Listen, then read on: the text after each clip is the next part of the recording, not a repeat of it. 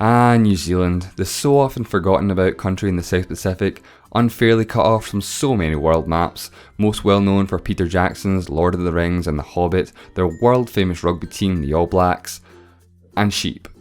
Lots of sheep. It has been referred to as Australia's Australia, and so often are the two countries confused one way or another, whether it be their similar accents or, more relevant to this video, their flags.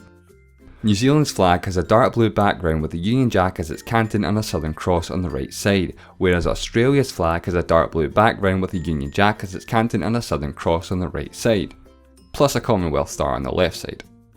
Their flags are very similar. This is one issue some people have with New Zealand's flag, that it looks so similar to Australia's, but on top of that, just the very fact that it has a Union Jack on it, given that New Zealand is a fully independent country. New Zealand is part of the Commonwealth, and Queen Elizabeth is still their head of state, as it was a former British colony. However, the country has been completely independent for nearly 70 years. So for these reasons, many people feel that changing the flag would be appropriate, and the country will be having a referendum to decide whether or not to change it. New Zealand and Australia aren't the only countries in the world to have a Union Jack as a canton, there's also Fiji and Tuvalu. Although Fiji's Prime Minister has said that the Union Jack will be removed from the flag of Fiji, and in June 2015, 23 finalist designs were selected by Fiji's National Flag Committee. The problem with having a Union Jack on its flag is that it makes New Zealand look as if it's still a British territory. Their flag fits in pretty well with the flags of the current British territories. The process to potentially change the flag began with flags being submitted by the public. There were more than 10,000 entries, not all of which were entirely serious. From these 10,000 designs, the flag committee narrows it down to a final 40, the long list. Almost all of the 40 flags had some similar themes. In fact, there were 3 themes, at least one of which was present on almost every flag. First, the silver fern, already very much a symbol used to represent New Zealand. It can be seen on their national coat of arms, the country's $1 coin, as well as being the symbol for several New Zealand sports teams, most notably the All Blacks. Second, the koru, an unfurling silver fern, generally used as a symbol to represent the Maori people, the indigenous Polynesians of New Zealand. Third, and already present on the current New Zealand flag, the Southern Cross, that is, the constellation visible from the Southern Hemisphere, also known as the Crux. As well as New Zealand, there are 4 other national flags which depict the Southern Cross. Australia, obviously, but also Brazil, Papua New Guinea and Samoa. The 40 flags became 39 as one of the flags was removed due to copyright issues. Then these 39 flags were further narrowed down to a short list of 4 flags: the black and white silver fern, the red, white and blue silver fern, the black, white and blue silver fern and the black and white koru.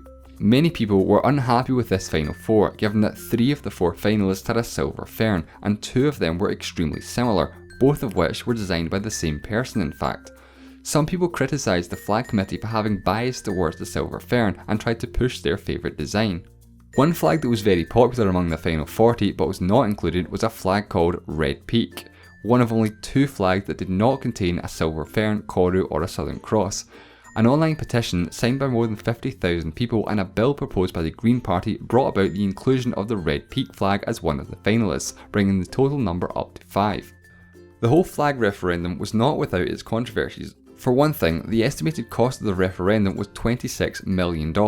Many people believe that money could have been better spent elsewhere.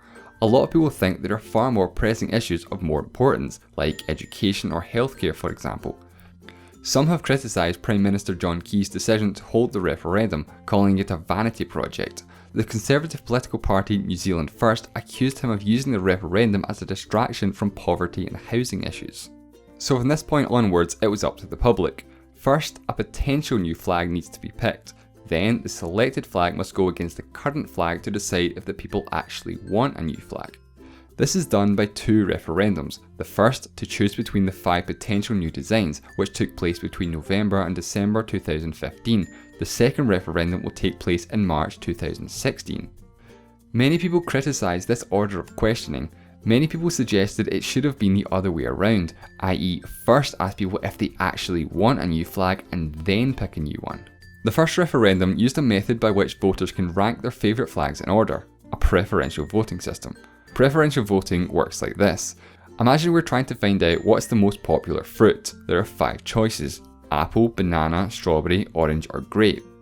On the voting ballot, voters must list their fruits in order of preference, from favourite to least favourite, ranking them from 1 to 5. They can write as many or as few numbers as they wish, i.e. they could write number 1 and leave it at that if they're indifferent towards the other 4, or they could fill in all 5 numbers. However, they cannot put the same number twice or skip any numbers. The votes are counted as follows. First, all of the first choices are counted. Next, the least popular is eliminated. Everyone who chose the least popular as their first choice gets their second choice votes added. This continues until one candidate has 50% or is the only one remaining. In this example, even though strawberry had the most first choice votes, apple won because in this hypothetical example, many people love strawberries but also many people hate strawberries, whereas everybody likes apples. Under a first past the post voting system, strawberry would have won, but under preferential voting, apple wins. This is especially beneficial in this flag referendum since 3 of the flags have a silver fern, 2 of which are very similar. Under first past the post, people who wanted a silver fern would essentially have their vote split 3 ways. So for example, if 70% of the population wanted a silver fern, the votes would have been spread across 3 flags, potentially allowing another flag to win, even though 70% of people wanted a silver fern. This is no problem with preferential voting as voters can rank their flags in order. As a sign of protest, some voters purposely spoiled their ballot paper to show their disapproval towards the referendum as a whole. But with over 1.5 million votes, the winner of the first referendum announced on December the 15th was the black, white and blue silver fern. The voting breakdown showed preferential voting to be decisive, as the other Kyle Lockwood design, the red, white and blue silver fern, actually had the most first choice votes. The winner will now go head to head with the current New Zealand flag in the second referendum in March 2016, when we will find out whether or not New Zealand has decided to change its flag, or decided to stick with the current design.